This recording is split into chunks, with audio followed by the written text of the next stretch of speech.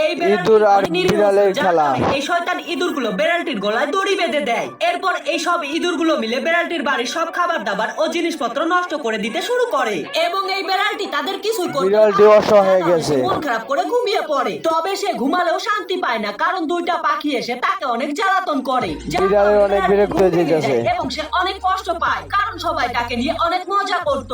কিন্তু একদিন বিড়ালটির একটা বন্ধু তার বাড়িতে আসে এবং সে বিড়ালটিকে দৌড়ানো শেখায় এবং সে তাকে ট্রেনিং দিতে থাকে এবং সে এক বিড়াল বেড়ালটিকে আরেক উঁচু বিড়ালকে দড়ি ট্রেনিং দিয়ে দেয়। হাঁটা শেখায় এবং সে বেড়ালটিকে গাছে উঠে কাঠ বিড়ালদেরকে ধরা শেখায় এবং সে বেড়ালটিকে বাঘের কাছে পাঠিয়ে বাঘের মতো থাবা দিয়ে শিকার করা শেখায় এবং সে খরগোশদের কাছে বেড়ালটিকে দৌড় করানো শেখায়, এমনকি সে সিংহের মতো গর্জন করার জন্য সিংহের কাছে গিয়ে গর্জন করা শেখে। কত কিছু এবং শিখে, এভাবে হ্যাঁ? কিছুদিন ট্রেনিং করার পর বেড়ালটি নিজের বাড়িতে চলে আসে এবং সে বাড়িতে এসে ইঁদুরগুলোর করা অত্যাচারের কথা তার অনেক মনে পড়ে যায়। এদিকে এই ইঁদুরগুলো বেড়ালটিকে বাড়িতে আসতে দেখে